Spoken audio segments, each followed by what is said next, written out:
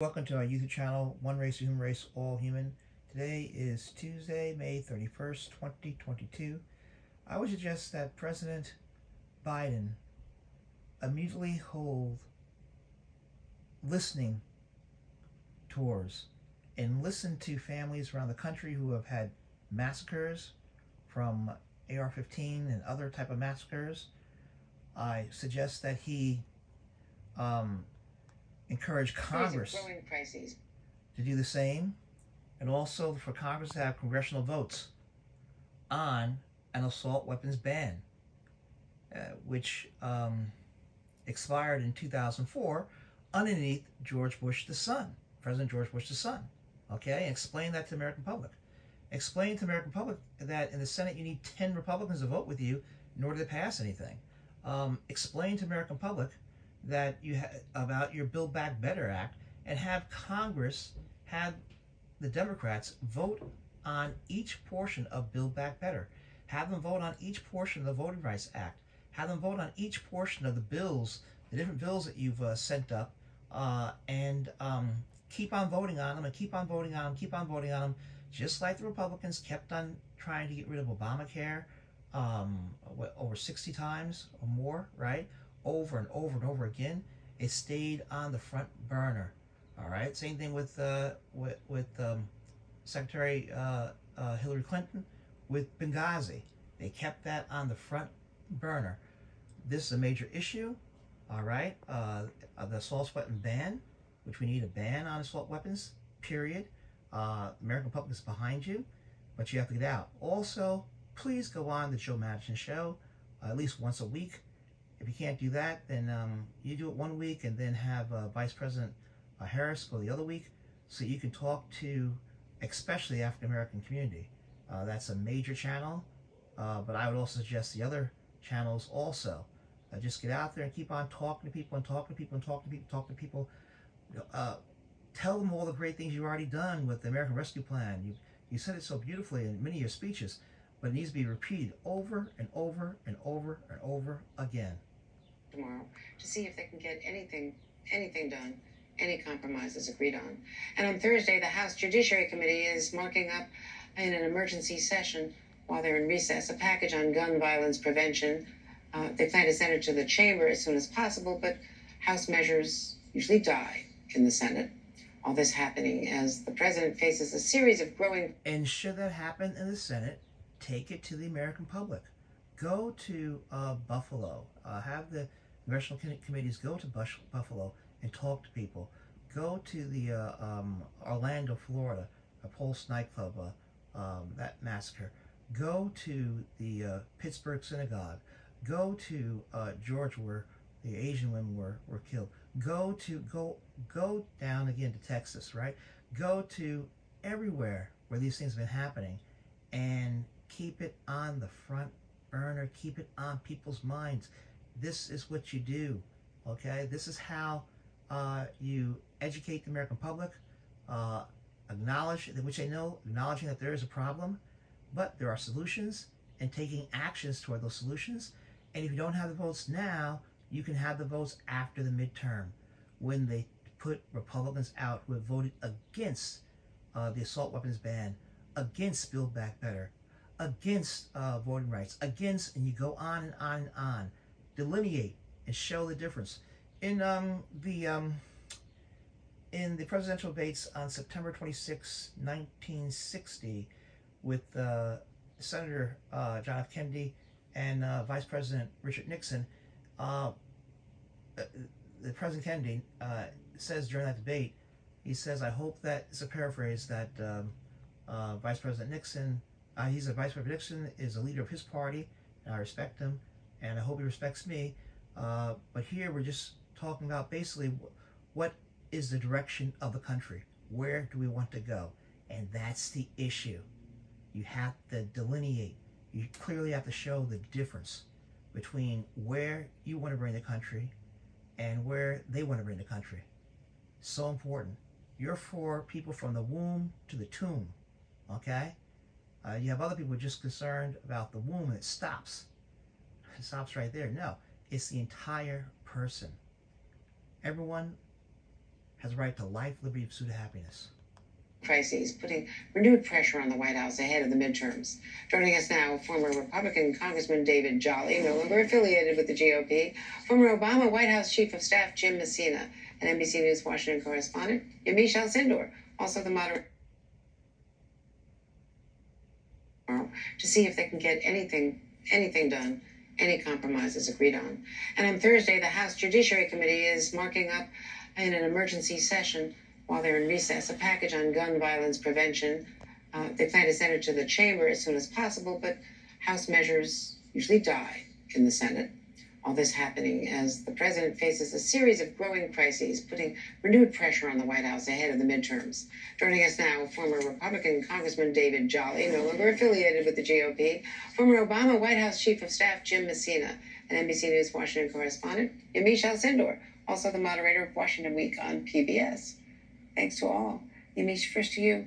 So the president has vowed to do something after Texas, but there's very little he can do by executive order. He said that himself to Kelly O'Donnell yesterday. Certainly not an assault weapon ban, which Congress let lapse in 2004 after it had been in place for 10 years. So what's your hope for this bipartisan group?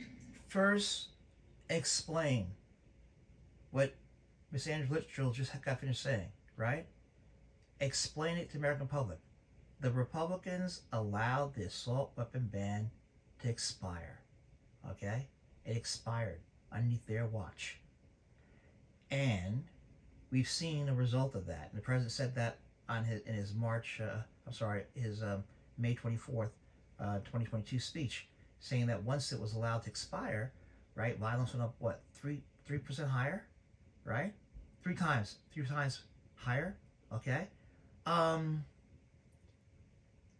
Keep on bringing that home over and over and over again, that it was the Republican Party. You have to delineate. You have to show distinction.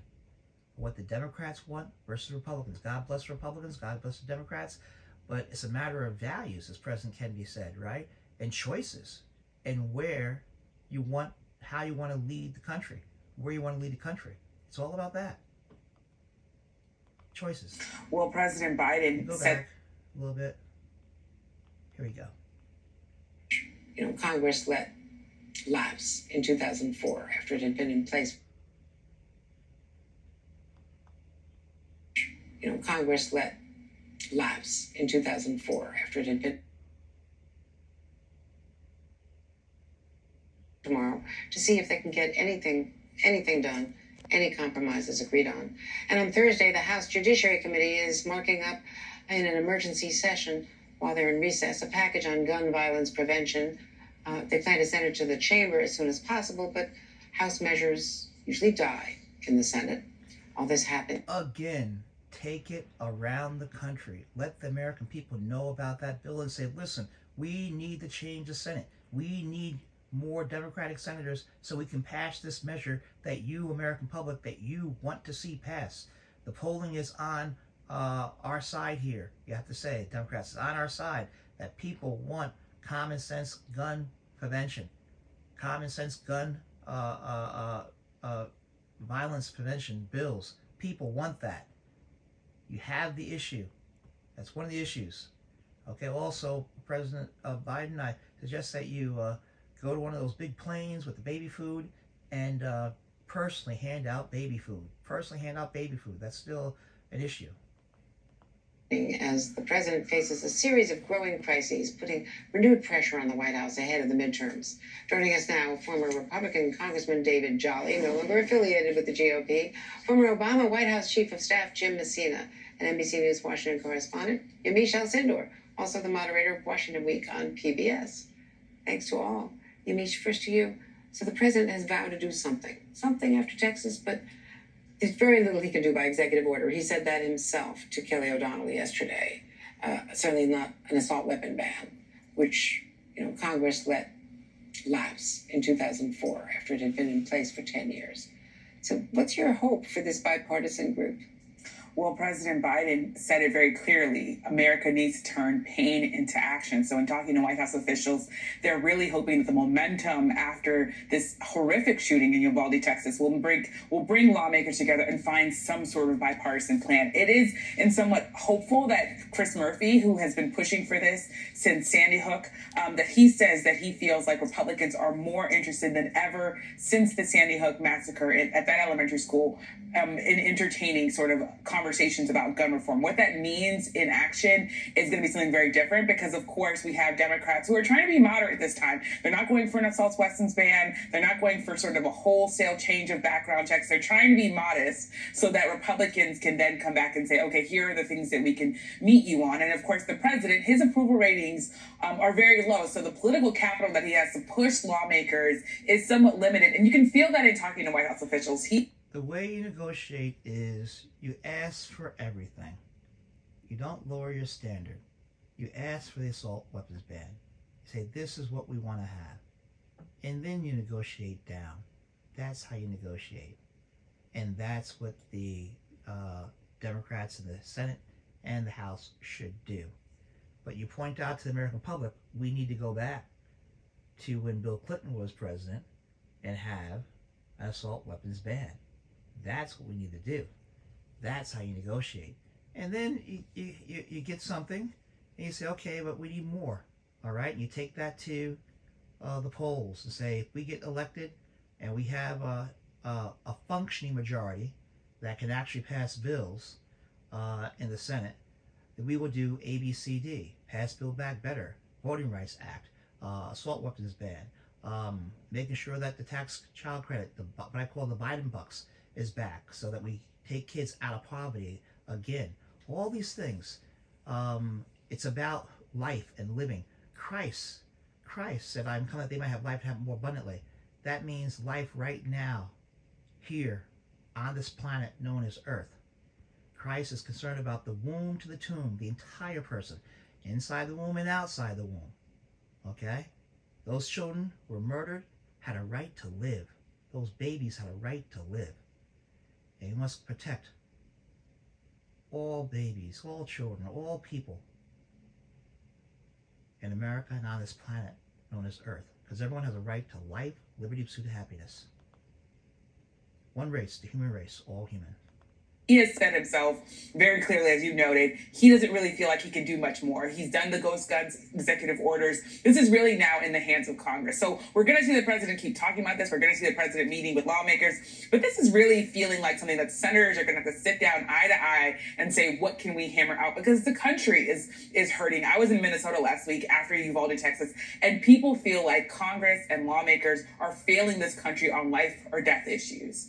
Indeed. And David Jolly, when you say Republicans are going to have to make a decision here, this time Mitch McConnell has said to John Cornyn, go ahead and talk to Chris Murphy. Chris Murphy told me on Friday, my friend John Cornyn, this is sincere. But it's John Cornyn from Texas. He did go to Uvalde and gave blood. But is he going to give votes? Yeah, Andrea, I think the seasoned cynic would suggest there's reason to be skeptical of Republicans in the Senate right now. But to Yamisha's point, the nation is hurting. The nation is looking for answers. And ultimately, if that political pressure, if that political calling is great enough, maybe a deal gets done. But I think it also raises an important contrast, which is we will see more bold action in the House this week. And in some ways, that can set the Democratic narrative going into November, but also, frankly, from a leadership position to try to move the nation. The Senate will be wrestling with much more watered-down solutions. And so I think if gun violence is actually what informs someone's vote, it is not whether or not a deal can be struck in the Senate, because that will be incremental. It is whether we now are a nation on the course to greater gun reforms. That's an open question, and again, one the cynic would suggest probably gives reason to pause. And Jim Messina, there could also be pressure from the Democratic side, from that wing of the Democratic Party, that says, let's just go for it and put the Republicans on the spot because we want to have the issue rather than get something modest done. Look, I agree with Amish. I think the country's overplaying politics here. The country wants Congress to... It's not a matter either or, it's both. get done what you can get done through compromise, but then continue toward the ultimate goal. The ultimate goal is to protect all lives, to make and have sensible gun control, to take AR-15s, weapons of war, off the streets of America. It'll keep our citizens safer, and it will keep our police safer, because blue lives do matter, and these weapons are not good for our police. They endanger our police. So I would also say to the president and the Democrats, talk to the police unions on this issue and get them behind you on the need to have an AR-15 assault weapons ban. Period. Talk to the wives of police officers, right, or significant others. Okay, this is a major issue. Blue lives do matter. Black lives matter. All human lives matter. Period. And we have to be firm on standing for what will right and standing for what will help people and what will make life better on this planet known as Earth. Christ always made life better. And if you're a true Christian, you're supposed to be doing that, right? Not just being hearers of the word, but doers of the word. The word is love, agape love, which means compassion, concern for all people everywhere. Doesn't matter what they look like, where they come from, what kind of hat they wear. No, we're all one race, the human race. And America is that great melting pot of all people. Get something done. And I think the Democrats are being very smart about this. They're talking about very common sense, moderate proposals that Republicans should be for. I mean, Andrew, we're talking about background check. 92% of Americans support background check. We're talking about mental health exemptions, so people who've been reported by their mental health provider to the authorities can't get guns. That's in the high 80s. You just don't see political issues like this polling like that. And the fact that the modern Republican Party can't be for that, I think, is a severely difficult political issue for them in the general election. But right now, the country is just crying out for both parties to get something done. It will only be an issue if the Democrats point it out. You have to point it out and keep on pointing it out. The Republicans have the advantage of a TV station that goes 24/7 for them. All right? Democrats, you don't have that. But what you have is the people behind you. But you must be vocal and loving and educate the American public about public policy and how the Senate civics, how the Senate operates and how the House operates, and how the Democrats really don't have functional power to do anything, because they need 10 Republicans in the Senate in order to end a filibuster or in order to get anything done. You have to explain that to the American public. You don't really have power. You have power, majority, but you don't have a functional majority. And you need that. And that's what you say toward November 2022. Give us a true majority. We can function and pass bills that will help the American public. And Jim, guns are just one of a series of growing crises for the White House. Inflation may be the toughest because it's really beyond the control of the president. He's going to be meeting with the Fed chair later and reaffirming his support for independence of the Fed, in stark contrast to Donald Trump. But there's, gas prices as a result of that. There's still COVID and variants and more cases. And, our team has worked with, over the last weeks, working with more than 24 sources from inside and outside the White House about how adrift the president feels. They feel. One White House official pointing to how the president, quote, used to say about President Obama's tenure that everything landed on his desk but locusts, and now he understands exactly how that feels. President Obama said one of his biggest frustrations from the tenure was not passing anything after Sandy Hook. We know that. Are there lessons learned from that failure now? I think there are. Well, it wasn't a failure. Senator McConnell said we want to make President Obama a one-term president, and then worked against anything he could do. Stop them from putting on Judge Merrick Garland on the United States Supreme Court, right? Stop that, okay? So these are things that, you have to explain to the American public. use the power that you have. You have the bully pulpit. That's powerful. Do a President Truman, right? By using that pulpit to explain to people around the country what you want to do and what you have done already with the American Rescue Plan, okay?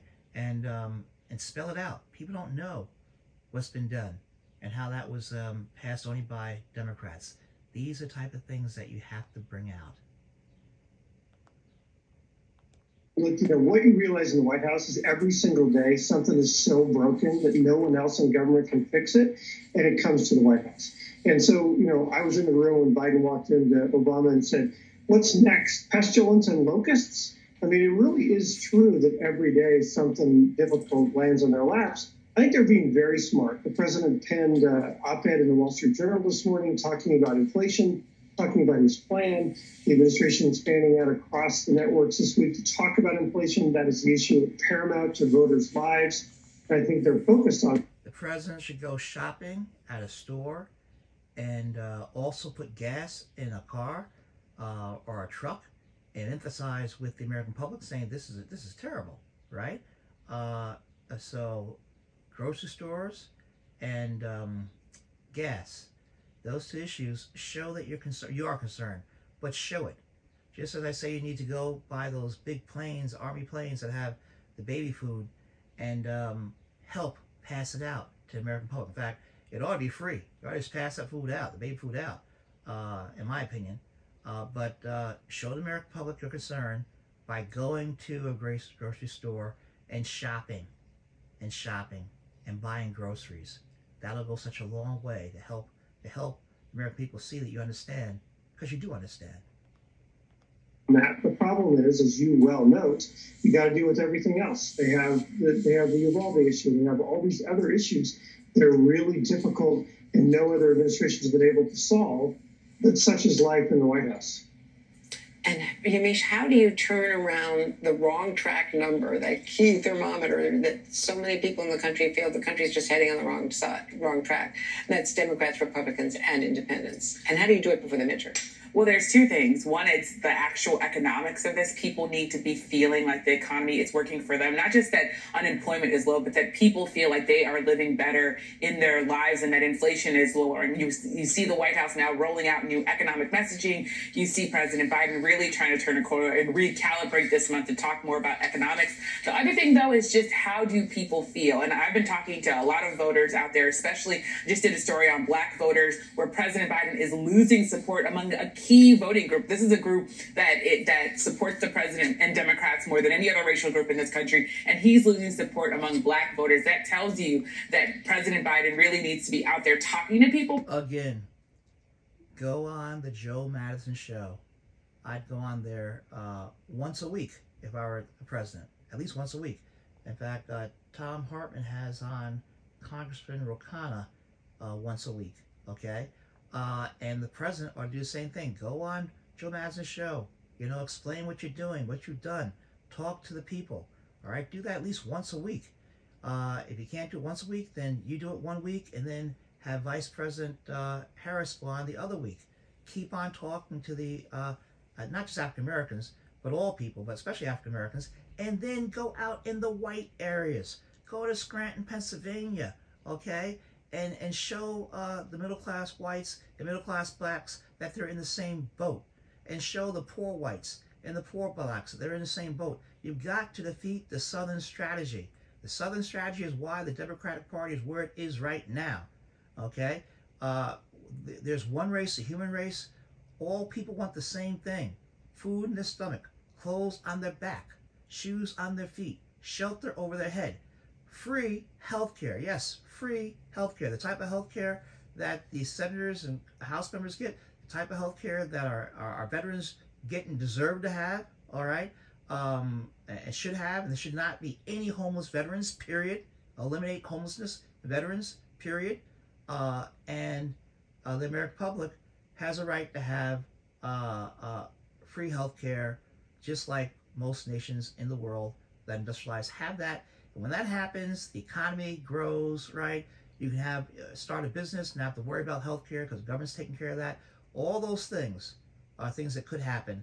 Don't forget how we got here with Medicare in President Kennedy's speech on May 20th, 1962 at Madison Square Garden, okay, where he tried to pass Medicare, right?